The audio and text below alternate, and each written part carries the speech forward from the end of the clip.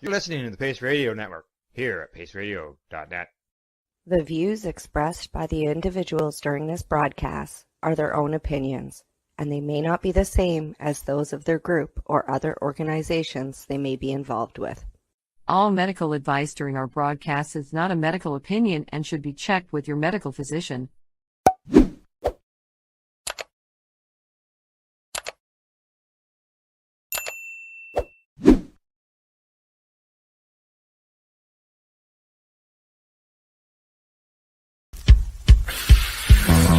Oh yeah, baby, that's lovely.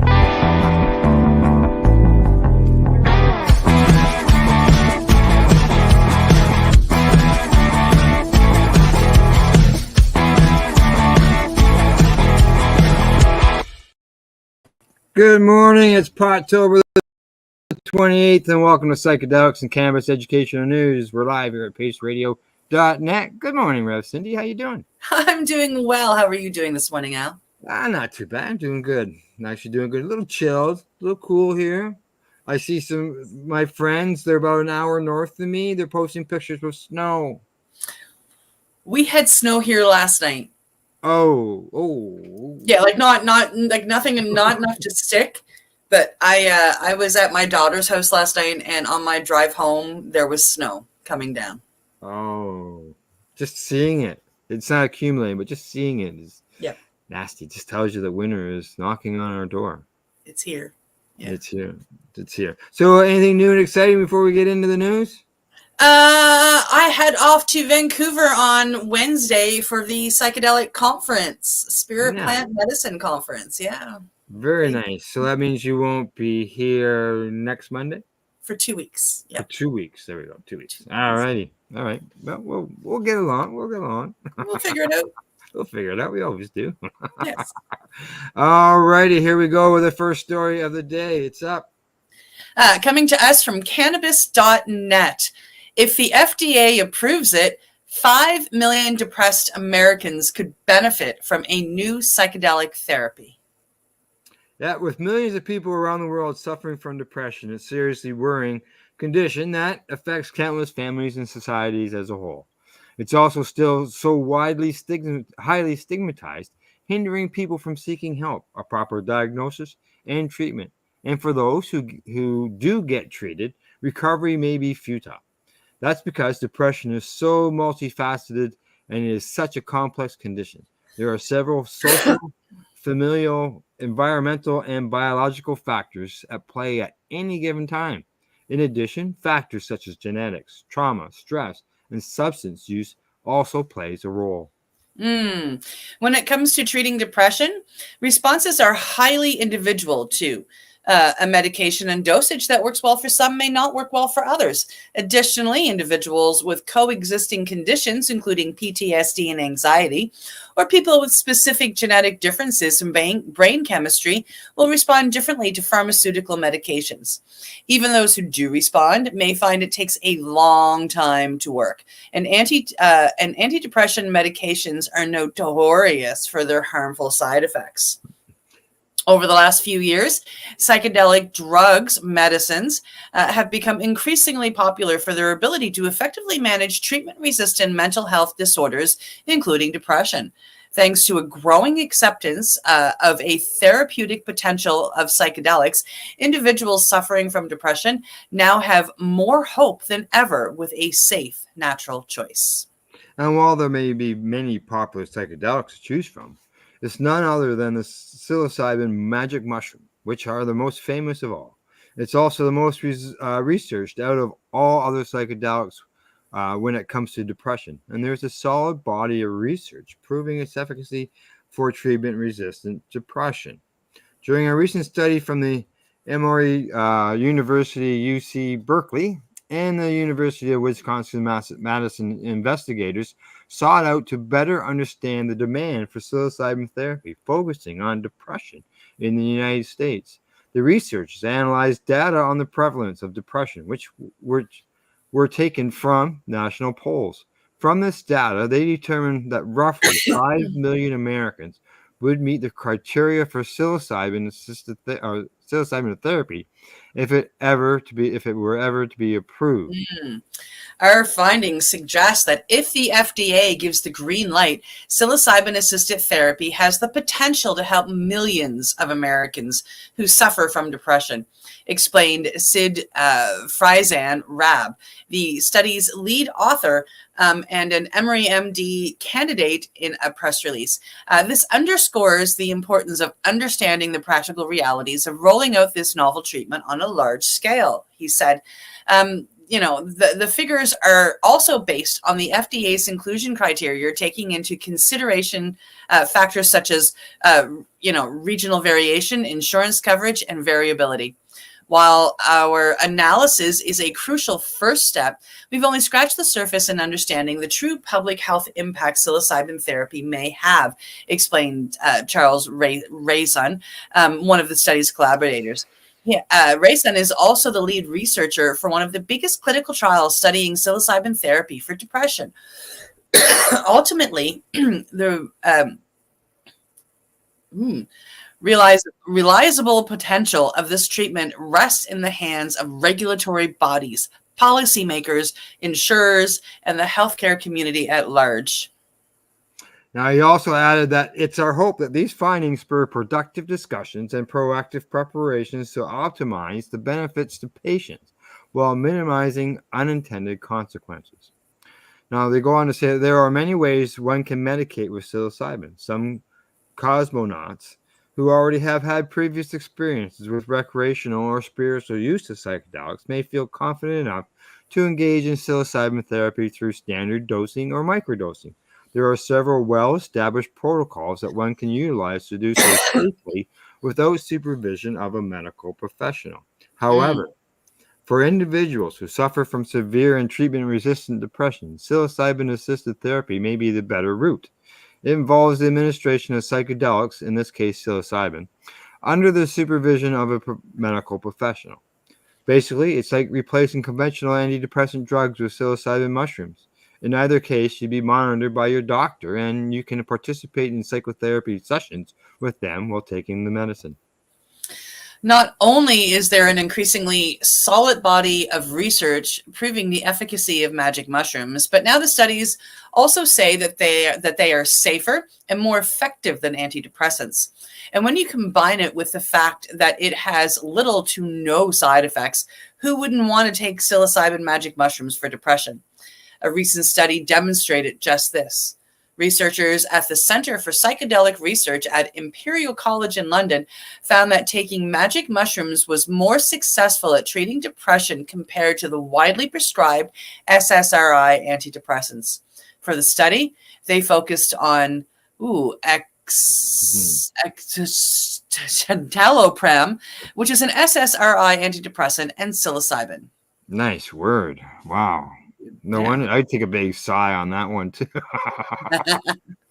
Now, David At-Eze, he's the study's first author and a director of the Imperial College in London. He says this is important because improving correctedness and having greater meaning in life can significantly enhance a person's quality of life and long-term mental health.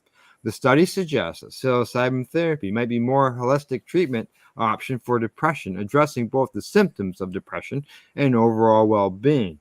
This could make a substantial difference in the overall happiness and daily activities of those suffering from depression, providing a more joined-up approach to mental health treatment. The study's authors also reported that the patients who were in psilocybin therapy reported better outcomes compared to those who were being treated with the SSRI. In conclusion, there's no doubt that psilocybin therapy already helps so many people with depression and other mental health conditions. Imagine if the FDA approved psilocybin-assisted therapy. We hope this is the kind of medical and regulatory breakthrough we can look forward to in the near future. Please stay tuned. Yeah, exactly. Stay tuned because let's hope the FDA approves it. Yeah. Keep fingers crossed, right? And we know what happened with when the MDMA and the things, how they rejected it. Yeah. Right? So Yeah. With hopefully, the likes of Rick Doblin sitting behind that study, I'm shocked. yeah, exactly. All righty, on to the next story. Coming to us from Marijuana Moment, there's no linear relationship of blood THC to driving, a study finds, calling into question many state cannabis-impaired driving laws. A new scientific review of available evidence on the relationship between cannabis and driving finds that most research reported no significant linear correlations between blood THC and measures of driving, although there was an observed relationship between levels of the cannabinoid and reduced performance in some more complex driving situations. The report, which has not yet been peer-reviewed, was posted late last week on preprints with The Lancet for an 8-authored team representing Canada's Centre for Addiction and Mental Health, Health Canada, and Thomas Jefferson University in Philadelphia. It identified and assessed a dozen peer-reviewed studies measuring the strength of the linear relationship between driving outcomes and blood THC, published through September of 2023. The consensus is that there is no linear relationship of blood THC to driving, the paper concludes. This is surprising, given that blood THC is used to detect cannabis-impaired driving. Most states where cannabis is legal measure THC intoxication by whether or not someone's blood THC levels are below a certain cutoff. The study's findings suggest that relying on blood levels alone may not accurately reflect whether someone's driving is impaired. That's right. Testing only proves consumption. It doesn't show impairment.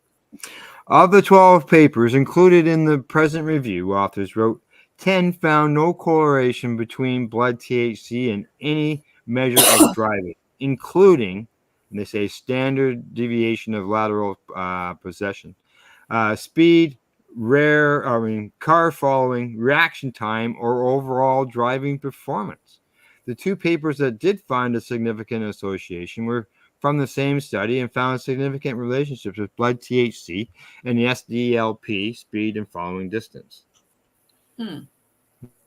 Authors certainly aren't suggesting that there's no relationship between THC consumption and impaired driving, only that the relationship more appears nuanced and complex than simply the amount of cannabinoid in someone's blood. For example, they noted that some research showed that when a median split was conducted based on blood levels of THC, there were more changes in driving in those who were above the legal limits, even though those same studies did not find a clear correlation between the blood THC and driving.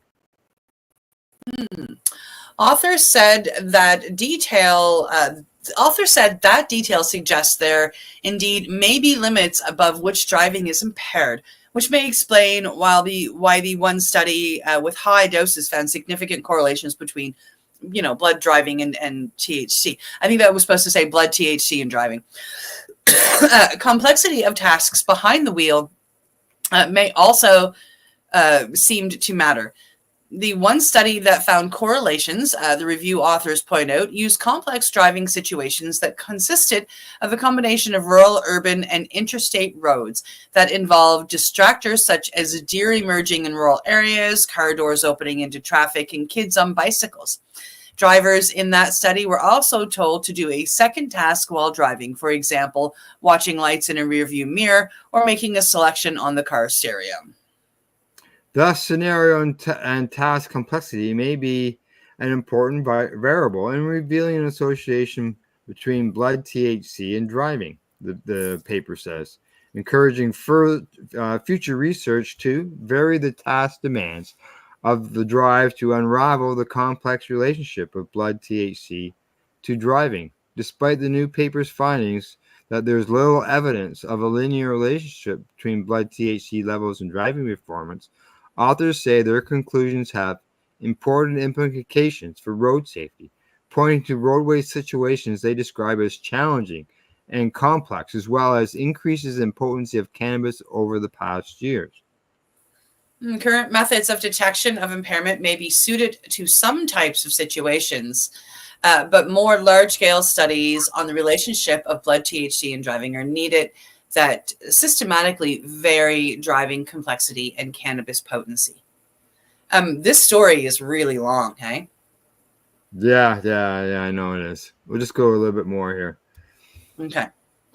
The new review is by no means the first research to challenge the popular view that THC blood levels are a suitable proxy for driving impairment.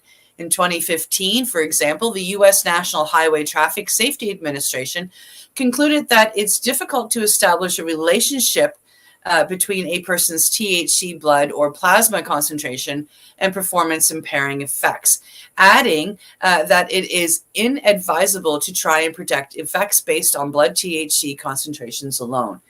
Here in Canada, when we first legalized, they were looking at, just before we first legalized, they were looking at, and I'm not sure what they do now, but they had breathalyzers. I don't know if you remember the talk on the breathalyzers here in Canada for cannabis. No, I remember we were doing the swabs. Yeah, no, I remember the swabs, and then there was a breathalyzer because I sat in on the testing for the breathalyzer, which totally flopped. Yeah. Yeah.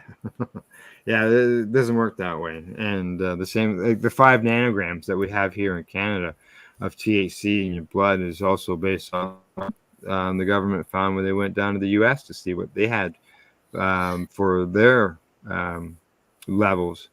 But as far as any scientific study proving anything, really it just comes down to, right now it's an arbitrary number. Now, believe me, I don't think someone who's first time tokers should be going out and smoking a bunch of doobies and driving, though. No. But there should be a test for those of us who are prescribed per se. Well, I know when the laws first changed, I had a patient that got a hold of me right away, and they told me that they were thinking about to stop driving because they were consuming cannabis all the time because of being a patient, and they were concerned about being charged with impaired driving. Yeah. So, all right, we'll shut this one down, and we will move on and go to the next one. And this one comes up right about now. There you go. There it is. Coming to us from USA Today. Which states could legalize cannabis? Here's where cannabis is on the ballot Election Day 2024. Yes. With Election Day less than 2 weeks away, voters are gearing up to cast their ballots. In 4 states, voters will have the opportunity to weigh in on a continuously hot topic: cannabis. Nebraska, North Dakota, South Dakota, and Florida voters will see cannabis on their ballots on Tuesday, November the 5th. And in Massachusetts, where medical and recreational cannabis is already legal, voters will be weighing in on the possibility of legalizing psychedelics. Woohoo! Here's what to know about cannabis legalization in the 2024 election and what each state is voting on. Florida, Amendment 3, a measure related to recreational cannabis, is on the Florida ballot. Currently, medical cannabis is legal in the state. Amendment 3 asks voters to consider a state constitutional amendment that would allow for the possession, purchase, and use of cannabis for non-medical purposes by adults 21 and up. The amendment would also allow the Medical Cannabis Treatment Center and other licensed state entities to acquire, cultivate, process, manufacture, sell, and distribute cannabis products and accessories. Under the amendment, adults 21 and up would be permitted to possess up to 3 ounces of cannabis and up to 5 ounces in the form of cannabis concentrates. 3 ounces. We don't even get that. Well, I guess patients do. Yeah, I guess our patients do. To learn more about the amendment, visit the Florida Division of the Election website. Okay, There we go. Nebraska. Initiative Measure 437 and 438. Yes. 2 initiatives related to medical cannabis are on the Nebraska ballot. Currently, both medical and recreational cannabis are illegal in the state. Initiative Measure 437 asks voters to consider a statute that would legalize use, possession, and acquisition of up to 5 ounces of cannabis for medical purposes with a written recommendation from a healthcare provider. A vote for Initiative Measure 437 would legalize the use, possession, and acquisition of medical cannabis in the state of Nebraska, and a vote against the measure would not. Now, Initiative Measure 438, it asks voters to consider a statute that would legalize the possession, manufacture, distribution, delivery, and dispensing of cannabis for medical purposes by registered private entities. The statute would also establish the Nebraska Medical Cannabis Commission to regulate the industry. A vote for Initiative Measure 438 would legalize the possession, manufacture, distribution, delivery, and dispensary of medical cannabis in the state of Nebraska, and a vote against the measure would not. Sounds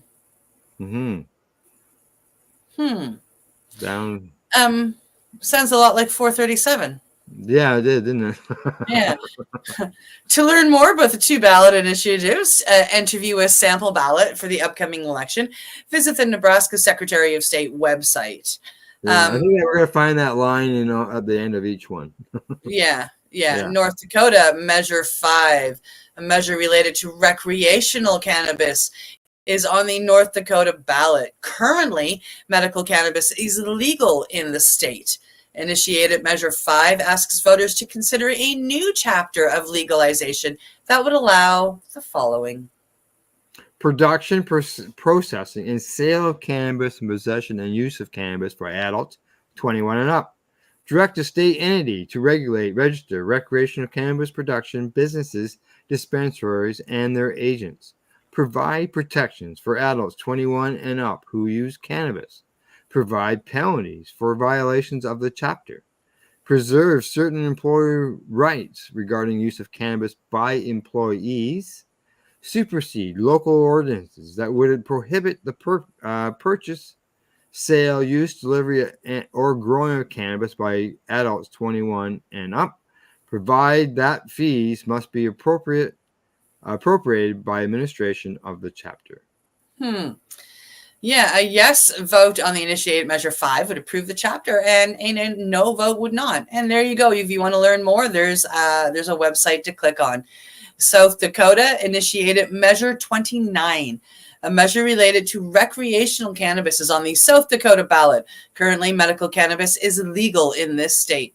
Initiated Measure 29 asks voters to consider legalization that would allow the following: possession, growing, ingesting, and distribution of cannabis and cannabis paraphernalia by adults 21 and up.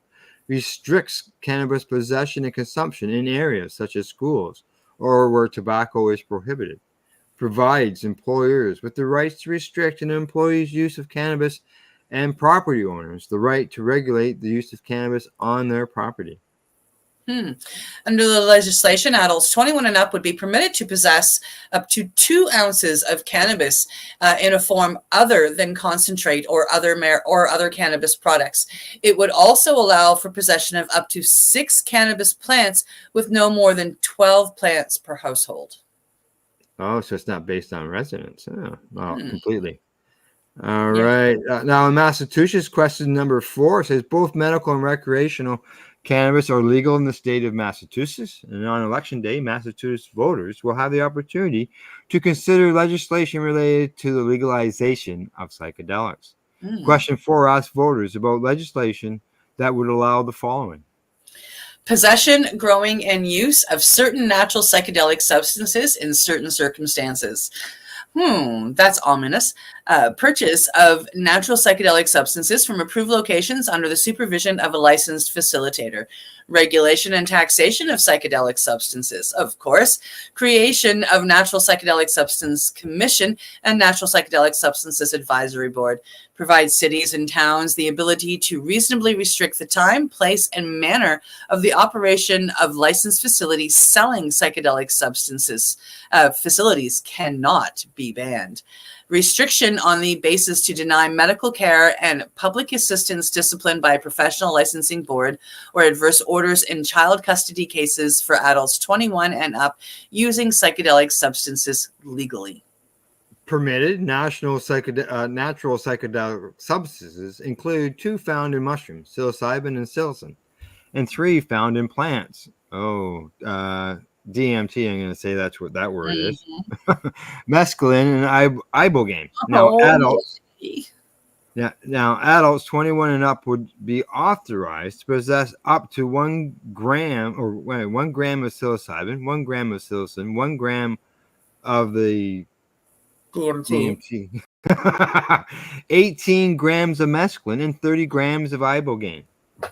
Adults 21 and up would also be permitted to grow psychedelic substances in a 12 by 12 foot area in their homes.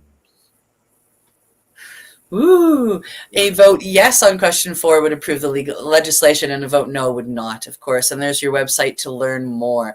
Wow. That's, wow. Where am I moving? What state was that? Massachusetts. I can handle Boston. Montreal Habs fan in Boston. Yeah, here I go. Yeah, exactly. All right, the next one's up, and it's got a good question on it, I can tell you that. Yes, coming to us from cannabis.net. What's the most dangerous drug on the market? What do you think? Before we get reading it. There are a few of them. There are, aren't there? There are. Now, I know that from a study that was put out years ago, what the answer is, but we're going to go on with the story. I'm not going to say what I had read in the past. Don't want to spoil it, you know. Now, since the dawn of civilization, humans have had an insatiable appetite for altering their consciousness. From the ancient Sumerians writing about beer to the shamanic use of psychedelics in the Americas, our relationship with drugs is as old as humanity itself. It's woven so deeply into the fabric of human society that virtually every major religion and legal system has attempted to regulate, control, or outright ban various substances. For the past century, governments worldwide have been chasing the pipe dream of a drug-free society. Good luck. The war on drugs, launched in the 1970s, promised to rid the world of the scourge of drug abuse. Yet, here we are 50 years later, with more drugs, more potent substances, and more problems than ever before. History has taught us an undeniable lesson. Prohibition doesn't work. As long as there's demand, supply will always find a way. The only real achievements of prohibition have been to enrich criminal organizations and grant governments unprecedented powers over the citizens' personal choices. From Al Capone during alcohol prohibition to modern day cartels, we've seen this story play out time and time again. But what if I told you that the most dangerous drug isn't what you think it is? If you stopped random people on the street and asked them to name the most harmful substance, you'd likely hear responses like heroin, crack, or meth. However, a fascinating study by Professor David Nutt and his colleagues reveals a far different reality. Exactly. When I read his report years ago, I was like, holy smokes, really? Okay, makes sense to me. Today, we'll dive into this groundbreaking research that challenged conventional wisdom about drug dangers. We'll explore why current drug scheduling might be completely backward and how legalization rather than prohibition could actually make drug use safer through proper regulation and quality control. The results may surprise you, and they certainly surprised many in the scientific and political communities when they were first published. So let's take a closer look at what the data really tells us about drug dangers in society. When it comes to drug research and policy, few names carry as much weight as Professor David Nutt. As a neuropsychopharmacologist, specializing in the research of drugs affecting the brain, including addiction, anxiety, and sleep, Nutt has dedicated his career to understanding how various substances impact human health and society. His credentials are impeccable. Fellow of the Royal College of Physicians, Royal College of Psychiatrists, and the Academy of Medical Sciences. He's held prestigious positions at Imperial College London, the University of Bristol, and the University of Oxford. As a former chairman of the UK's Advisory Council of the Misuse of Drugs, the ACMD, he was literally the government's top drug advisor until controversy struck. Oh, yeah. When that struck, boy, people were just screaming. And here it goes. In 2019, Nutt was famously dismissed from his position by Home Secretary Alan Johnson for speaking scientific truth to power. His offense? Publishing research showing that alcohol and tobacco were more harmful than many illegal drugs, including LSD, ecstasy, and cannabis. Johnson claimed Nutt had crossed the line from science to policy, essentially admitting that evidence-based research took a back seat to political agendas. The dismissal sparked outrage in the scientific community. Multiple ACMD members resigned in protest, including Les King and Marion Walker. Even the government's own chief scientific advisor, John Bennington, sided with Nutt, stating that scientific evidence is absolutely clear-cut. I would agree with it. Rather than back down, Nutt doubled down on his commitment to evidence-based drug policy by founding Drug Science, an independent scientific committee providing objective information about drugs. His dedication to scientific truth earned him the 2013 John Maddox Prize for promoting sound science and evidence on a matter of public interest, whilst facing difficulty or hostility in doing so. The controversy highlighted a crucial point. Drug policy should be based on scientific evidence, not political convenience. As Nutt himself wrote in The Lancet, the repeated claims by George Brown's government that it had scientific evidence that trumped that of the ACMD, and acknowledgement that it was only interested in the scientific evidence that supported its political aims, was a cynical misuse of scientific evidence. Needless to say, David Nutt is someone who knows his stuff. His groundbreaking research into drug harms provides us with an unbiased, evidence-based assessment of how different substances affect both individuals and society. When we look at his findings, we're not seeing political spin or moral panic. We're seeing cold, hard data analyzed by one of the world's foremost experts in the field. Now let's take a look at what his research actually revealed about drug dangers in our society. Professor Nutt's groundbreaking study, published in The Lancet, aimed to create an evidence-based ranking of drug harms in the UK. Unlike previous approaches that relied on political assumptions or moral panic, Nutt and his team developed a comprehensive multi-criteria decision analysts to evaluate 20 different drugs based on 16 specific harm criteria. The methodology was rigorous. 9 criteria focused on direct harm to the user, including mortality, physical damage, and addiction potential. The remaining 7 examined broader societal impacts like crime, economic costs, and family disruption.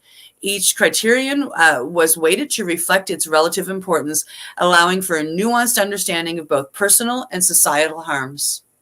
The results were shocking and flew in the face of conventional drug classification systems. Alcohol emerged as the most harmful drug overall, scoring a staggering 72 out of 100 points. This was significantly higher than heroin at 55 and crack cocaine at 54. 2 substances generally considered among the most dangerous. When looking specifically at harm to others, alcohol's dominance was even more pronounced, scoring nearly 3 times higher than crack cocaine. What makes this finding particularly striking is that the legal status of these substances. Alcohol, despite being the most harmful drug by a significant margin, remains widely available and culturally celebrated. We drink it in church. Meanwhile, less harmful substances like psychedelics, which LSD scored a 7, mushrooms scored a 6, are classified as Schedule I drugs, carrying severe legal penalties for possession or use. Interesting. The one that's the high, like the most addictive, the government is taking advantage of. Alcohol and tobacco. Exactly. Mhm. Yeah. Yep. Nutt's recommendations based on these findings were clear. Our drug laws need serious revision. The current classification system, he argued, bears little relationship to actual drug harms. Instead of basing drug policy on scientific evidence, we've created a system that, criminalizes less harmful substances while normalizing the use of the more dangerous ones. Perhaps most importantly, Nutt's research highlighted that harm reduction strategies should focus more on alcohol than currently illegal drugs. As he pointed out, if we're genuinely interested in reducing drug-related harm to society, we should be more concerned about Friday night at the pub than about someone taking mushrooms in their living room. The implications are profound. We've built entire legal and social frameworks around drug classifications that don't reflect reality. Millions are spent enforcing laws against substances that, according to the data, pose relatively minimal risks to society. Meanwhile, alcohol, a drug that causes massive social harm through violence, health impacts, and family disruptions, remains virtually unquestioned as a cornerstone of social life. With this understanding of Professor Nutt's work, we must ask ourselves, isn't it time to renegotiate our social relationship with mind-altering substances? Can we justify maintaining the current system when it's clearly at odds with scientific evidence? As we'll explore next, perhaps the path forward lies not in doubling down on failed prohibition policies, but in developing a more rational, evidence-based approach to drug regulation. There's a profound irony in our society's relationship with drugs. One of the substances classified as Schedule 1, DMT, is produced naturally in our own bodies. As Terence McKenna famously quipped, everybody's holding. The indigenous psychedelic, dubbed the spirit molecule, and we're talking about NN-DMT, isn't just some recreational chemical. Recent research suggests it may be fundamental to our perception of reality itself. Rather than simply causing hallucinations, NN-DMT might actually stabilize our baseline consciousness, with additional doses allowing us to break through these perceptual barriers. But this isn't about DMT specifically. It's about the absurdity of criminalizing a substance our bodies naturally produce. The same as, cannabis. We produce cannabinoids. Correct. While celebrating alcohol, a drug, according to Professor Nutt's research, that causes more societal harm than heroin or crack cocaine. You can't watch a football game without being bombarded by beer commercials, yet people sit in prison for possessing substances that are, demonstrably less harmful. As we approach another presidential election, both candidates have suddenly discovered their support for cannabis reform, despite long histories of opposition. But why stop at cannabis? Nutt's research shows that psychedelics like LSD and psilocybin mushrooms pose even less risk to society than cannabis. We've spent half a century fighting to legalize one relatively benign plant while maintaining prohibition on substances that could potentially revitalize mental health treatment. The evidence is clear. Legalization works. Even without full nationwide legalization, cannabis use among youth has declined in states with legal markets. Why? Because regulated markets require ID checks, while drug dealers don't care about drug or age verification. Legal markets also ensure product quality, generate tax revenue, and create legitimate jobs, all while undermining criminal enterprises. When Professor Nutt presented scientific evidence challenging the established narrative about drug dangers, he wasn't celebrated for his rigorous research. He was fired. This tells us everything we need to know about the real motivations behind drug prohibition. It was never about public health or safety. It was about control and profit. The pharmaceutical industry has effectively captured the entire drug market, turning prohibition into their private monopoly. They've spent decades funding politicians, shaping media narratives, and influencing medical education. The result? A system where dangerous but profitable drugs are pushed through legal channels while safer alternatives remain criminalized. The true danger isn't any particular substance. It's the unholy alliance between big pharma and government power. Perhaps Professor Nutt's harm assessment missed the most addictive and destructive drug of all: power.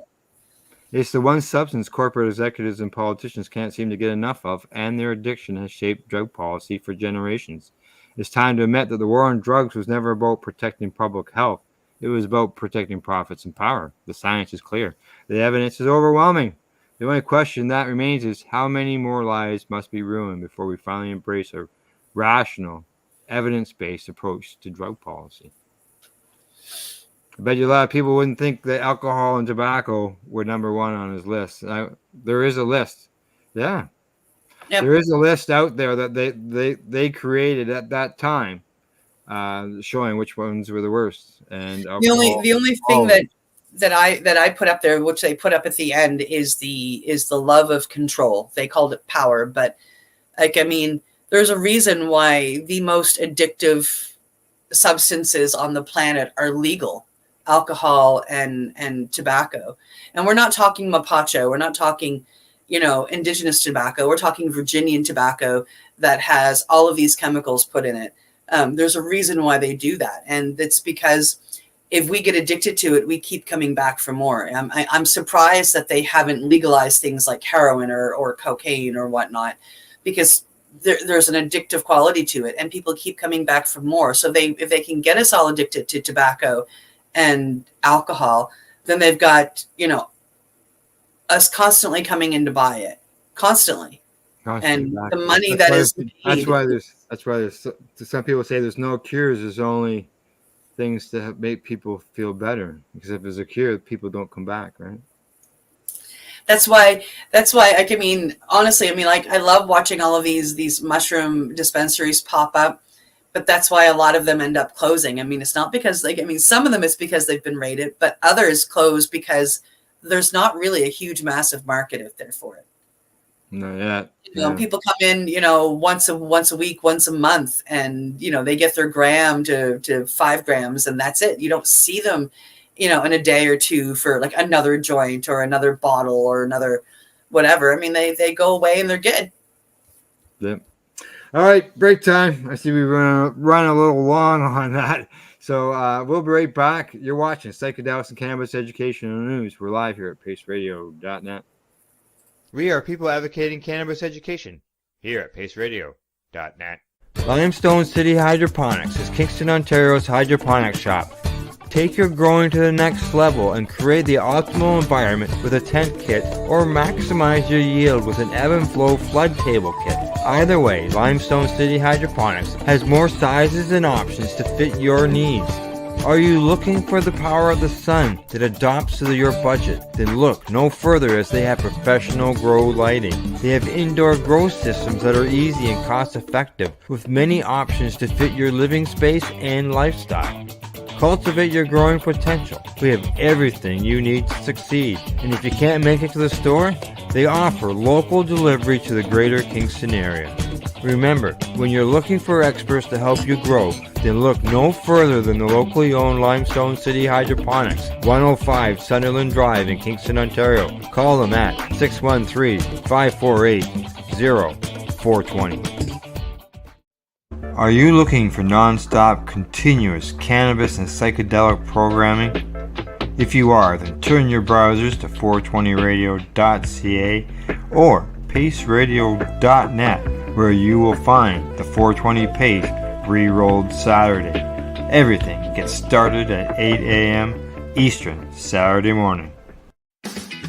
Enjoy the buzz of legalization with Campbellford Lifestyle Shop. From lights to plant nutrients, books, consumption accessories, and more, we've got all your basics to grow or consume cannabis. Visit our info center or take a look at our piercing services and body jewelry, now available in-store through Campbellford Lifestyle Shop, 17 Bridge Street West, Campbellford. Are you looking to get your medical cannabis grow license? Limestone City Hydroponics can help patients through the process of obtaining their license to grow medical cannabis. What's that? You don't have a doctor? If you meet the medical criteria, Limestone City Hydroponics has a nurse practitioner who can assess and provide medical cannabis prescriptions. What are you waiting for? Contact Limestone City Hydroponics at limestonecityhydroponics.ca or call them at 613-548-0420. PACE Radio is the People Advocating Cannabis Education Radio Network. Legacy 420 have an awesome array of cannabis-infused beverages, from pop to Nature's Nectar's teas, all in amazing flavors. What a selection! We even have a delicious mango-infused juice, and let me tell you, it's delicious. Everything is infused in-house, so we buy our syrup from, the same place where everybody else buys their syrup for their pop, and the infusion is done in the lab. It's all canned here, labeled here, produced 100% on Tyndonega. We have 2 lines of drinks. One is called our Nature's Nectar. That was our original line that we came out with. And then we also have a line under the Ready brand. We have them in 10 milligrams, 30 milligram, and 60 milligram cans. What a great selection for a get-together with friends or after a long day. Remember, if you want to wet your whistle with on-site lab-tested products, come see your trusted partner. Legacy 420 out on your road.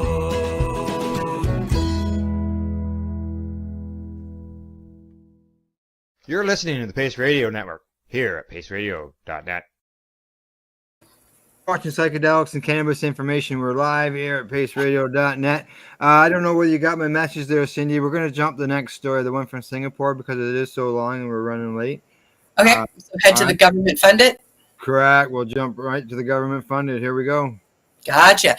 Coming to us from the Pharmaceutical Journey, government-funded trial will test psilocybin as treatment for opiate use disorder.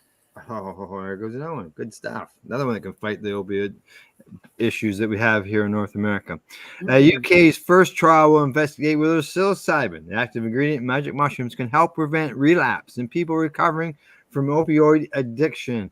The psilocybin study, led by researchers at Imperial College in London, will involve 28 participants who have recently undergone detoxification from street opioids. Participants will receive psilocybin therapy at the National Institute for Health and Care Research Clinical Research Facility in Hammersmith, London, alongside psychological support.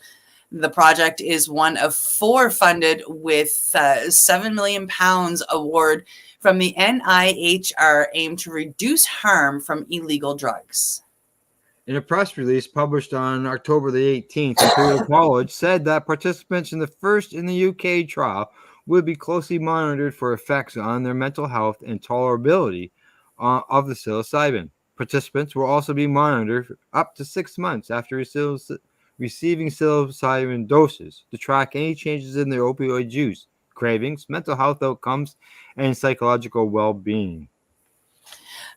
David Urizo, who is the clinical director of the Imperial College's Center for Psychedelic Research and co-leader for the study, said, we know that up to 90% of people relapse back to opiates within 12 months of finishing detox. So finding new and effective treatments is essential.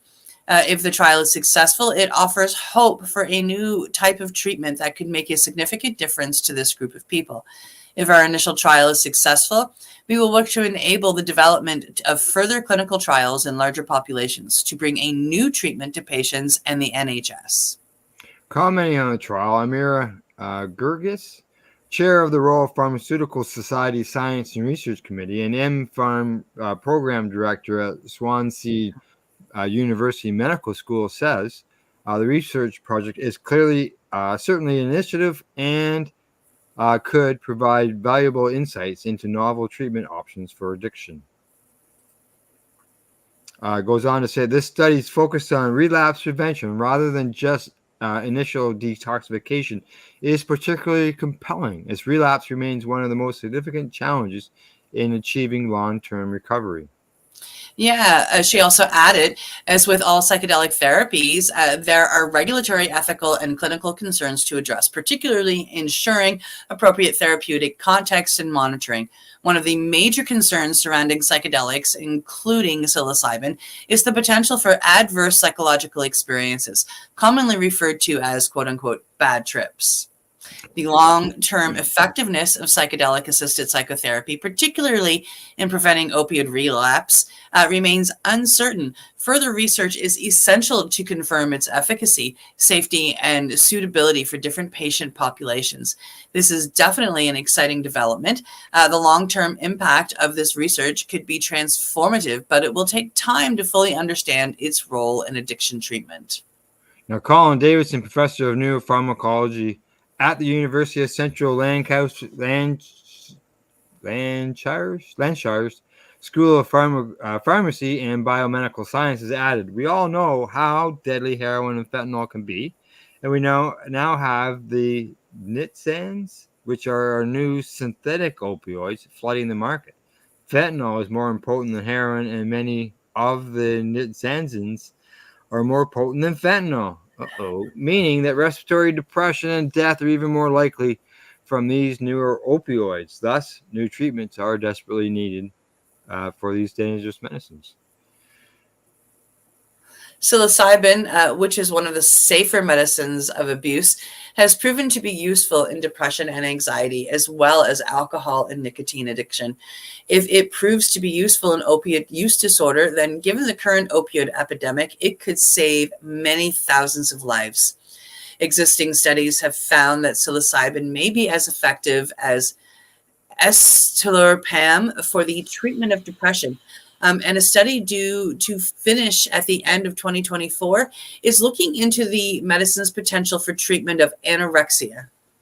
It's interesting that psilocybin, to be used, an illegal substance, to be used to treat, as we just read in a previous story, society's worst and legal drugs, alcohol and nicotine addiction.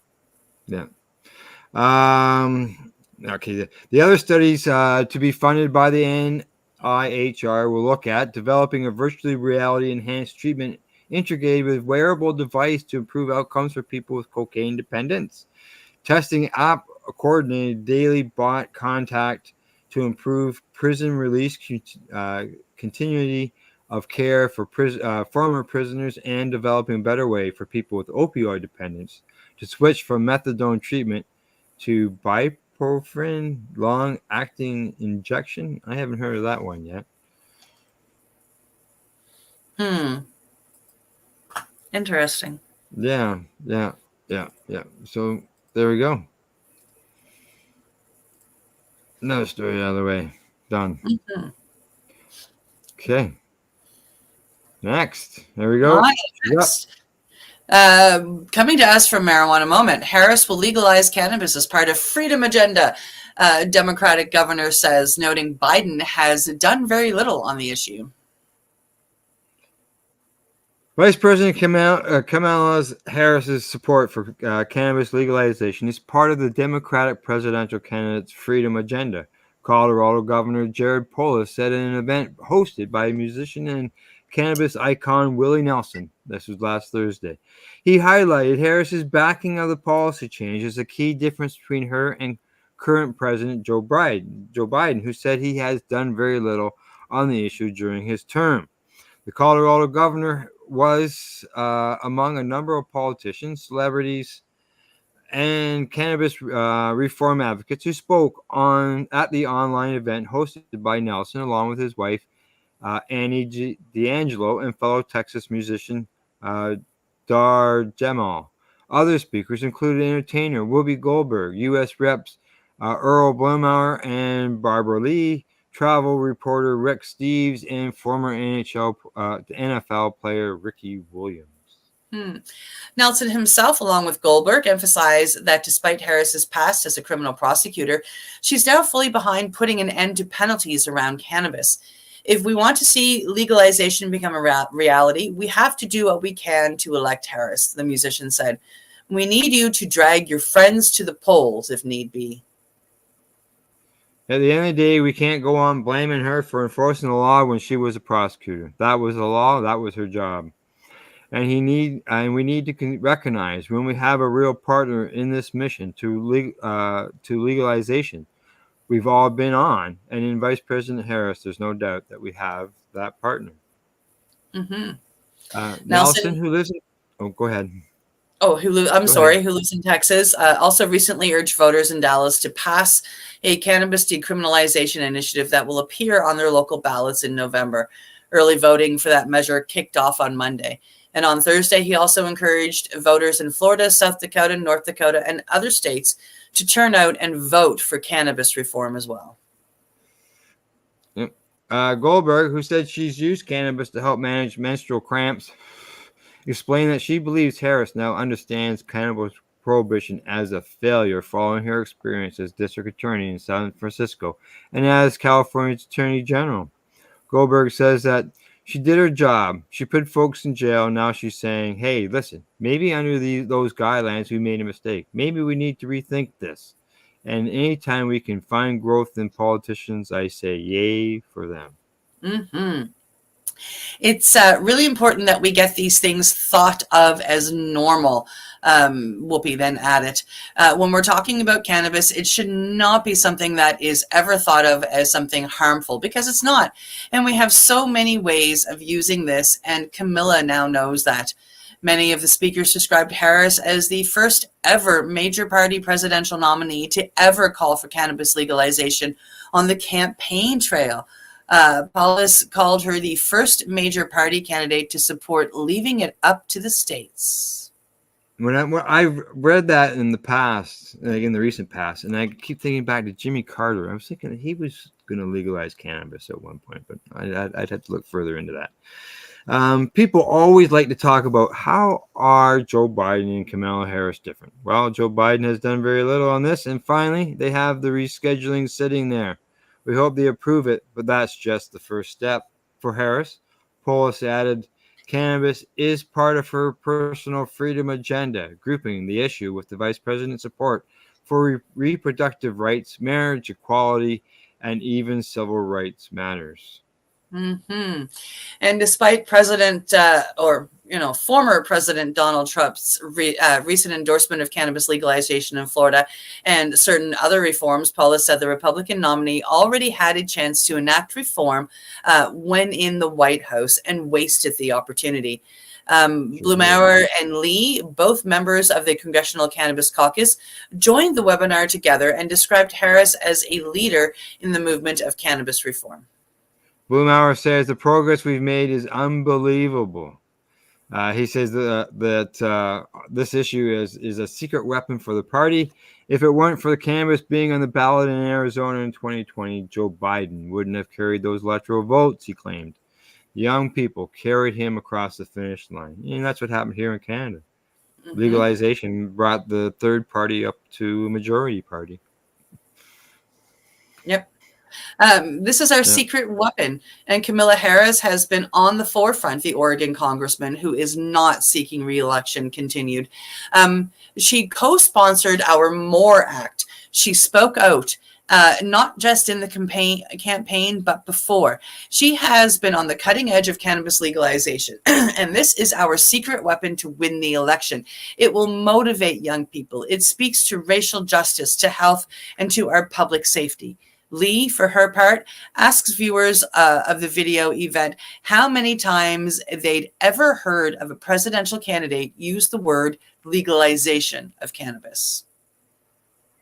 I don't think any candidate has ever uttered those words publicly in a campaign, she says. Now, Rick Steves, a TV reporter and TV host, or travel reporter and TV host, who's been a longtime advocate for state-level legalization, said that the election next month means that right now, we've got an opportunity with Kamala Harris to end it, all of it, federally instead of state by state.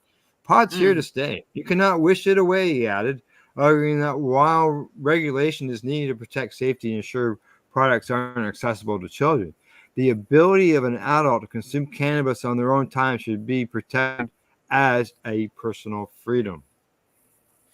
I'm a hardworking, tax-paying, church-going, kid-raising, and now grandkid-raising citizen of the United States, Steves asserted.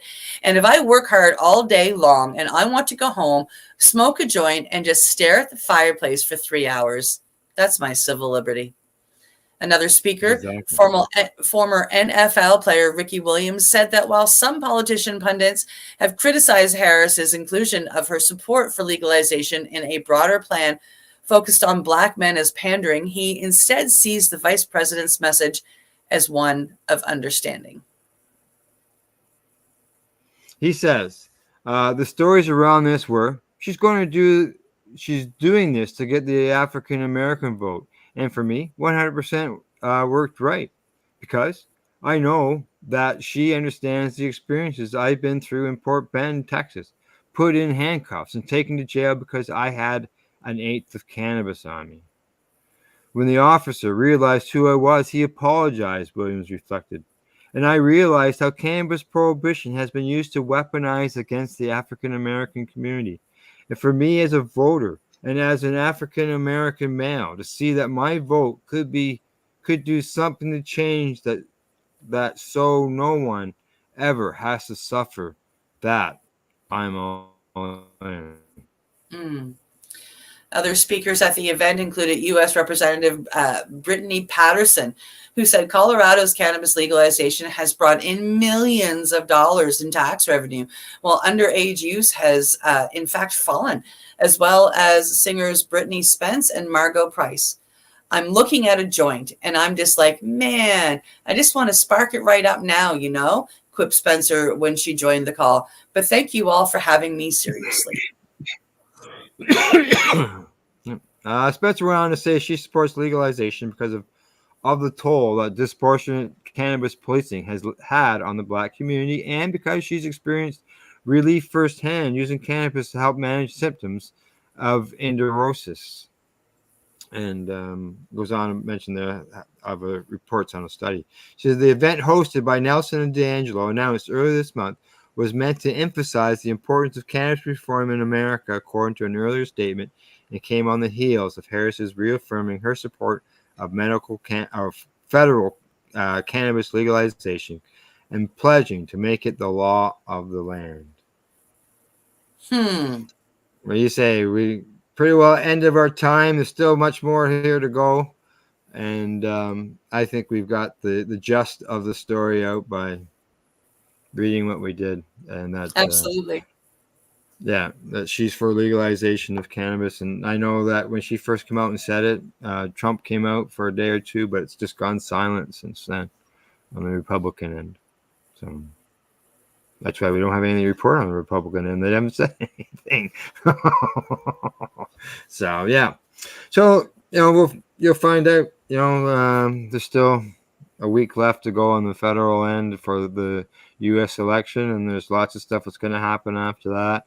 So it isn't going to happen tomorrow, but as the article says, it's good to see that there's discussion and see what happens after November the 5th. Yeah, be interesting.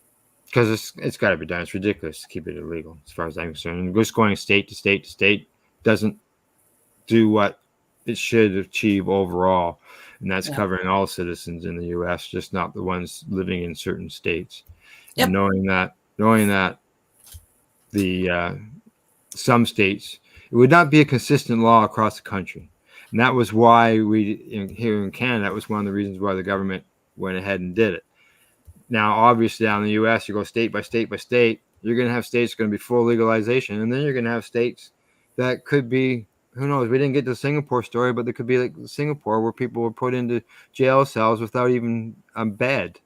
Yep. Nothing but a mat. Yep. We talked about that last Monday. That was crazy. Yeah. Exactly. All righty. Well, I see we're at the end of the line. So one story we didn't get to, and that was that there was a BC cannabis store that was fined for selling cannabis at too low of a price. I think Glenn and I covered that on Thursday. And, yeah. Well, where is this so I can go buy some cannabis there? Oh, all right. Well, they got $1,000 fine. Hey, here, I'll bring it up. That way you're going there. You're going there. So let's bring it up and see where it is. Oh, good Lord. All right, I got to get it set up. I got to bring the title up. I was reading down, so I moved it down. But yeah, here you go. Yeah. Coming to us from StratCan. BC pot shop fined for selling cannabis at too low of a price. And where's Cindy going to go buy cannabis? Let's find out. Okay, this cannabis store is in BC. It was ordered to pay $1,000 fine for selling cannabis at too low a price.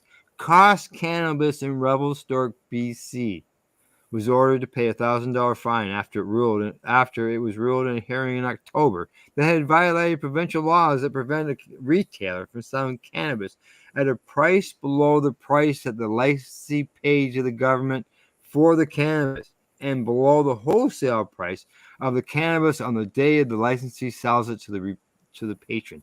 So that means that patron gets it for less than what the store could buy it for and less than what they get it for. Wow.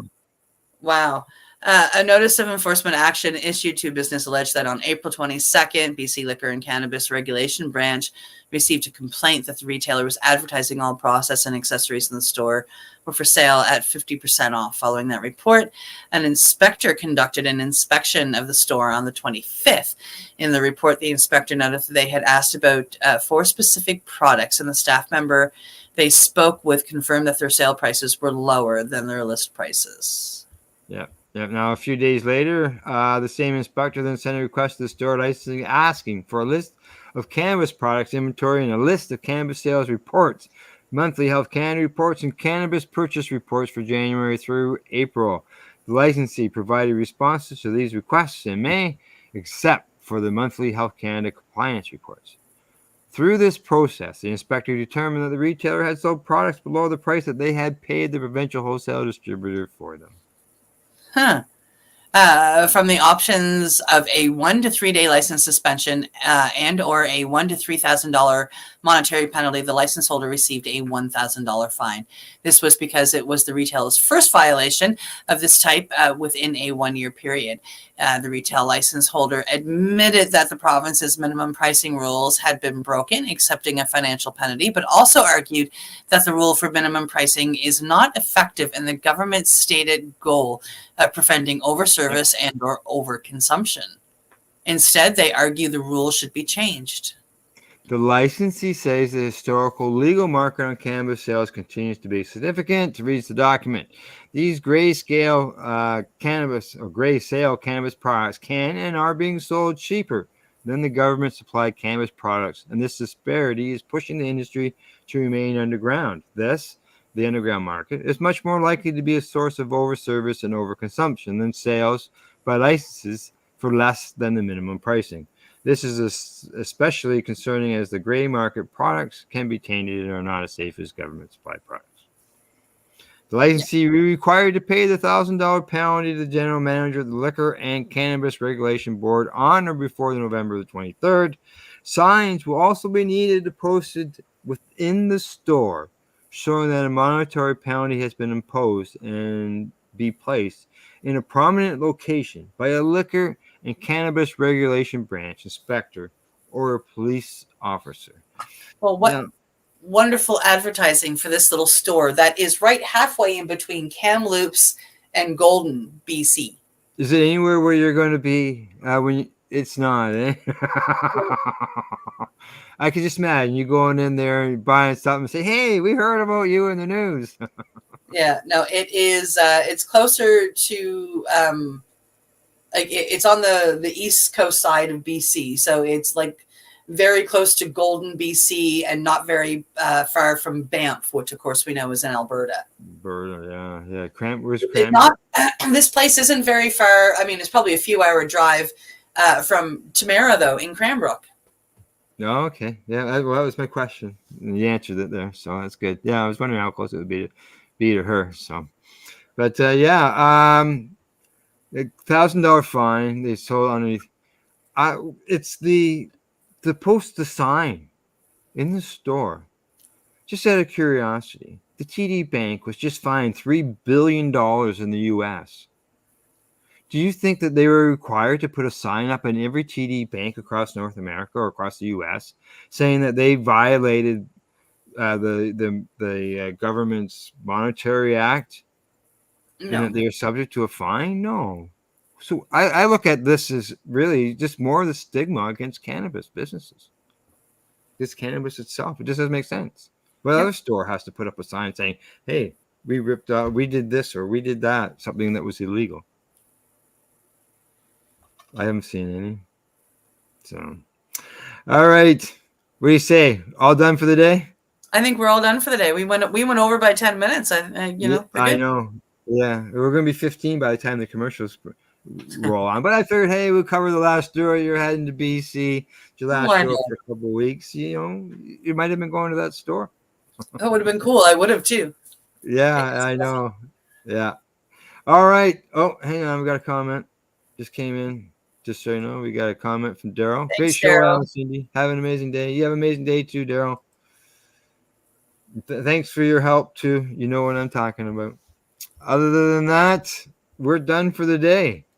And in closing, from the Legacy420.com news desk, that's our P.A.C.E. news report for today. Thanks to our buds at the Campbellford Lifestyle Shop, as well as Legacy420.com, Limestone City Hydroponics.ca, and At-Eze.ca. And in closing, we'd like to say thanks for watching the program or tuning into the podcast afterwards. And don't forget to educate, medicate, and do not incarcerate. You're listening to the P.A.C.E. Radio Network here at PACERadio.net. The opinions of the individuals during this broadcast are their own, and may not be the opinions of their group or other organizations they may be involved with. All medical advice during our broadcast is not a medical opinion and should be checked with your medical physician. When you have a pain that's reached its peak, Legacy for 20 is so unique. If organic cannabis is what you seek, here's your trusted partner 7 days a week. Suppository salves, vapes and drops, topicals, edibles, infused pop. Just when life seems like it ain't easy, at Legacy 420 enjoy a pop freezy. Lab tested products make them the GOAT. Legacy 420 out on your road. Legacy 420 in Tyendinaga Mohawk territory. Indigenous organic cannabis at its finest. Enjoy the buzz of legalization with Campbellford Lifestyle Shop. From lights to plant nutrients, books, consumption accessories, and more, we've got all your basics to grow or consume cannabis. Visit our info center or take a look at our piercing services and body jewelry, now available in-store through Campbellford Lifestyle Shop, 17 Bridge Street West, Campbellford.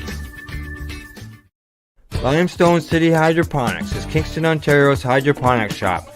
Take your growing to the next level and create the optimal environment with a tent kit, or maximize your yield with an ebb and flow flood table kit. Either way, Limestone City Hydroponics has more sizes and options to fit your needs. Are you looking for the power of the sun that adapts to your budget? Then look no further, as they have professional grow lighting. They have indoor grow systems that are easy and cost effective, with many options to fit your living space and lifestyle. Cultivate your growing potential. We have everything you need to succeed. And if you can't make it to the store, they offer local delivery to the greater Kingston area. Remember, when you're looking for experts to help you grow, then look no further than the locally owned Limestone City Hydroponics, 105 Sunderland Drive in Kingston, Ontario. Call them at 613-548-0420. We are people advocating cannabis education here at PACERadio.net.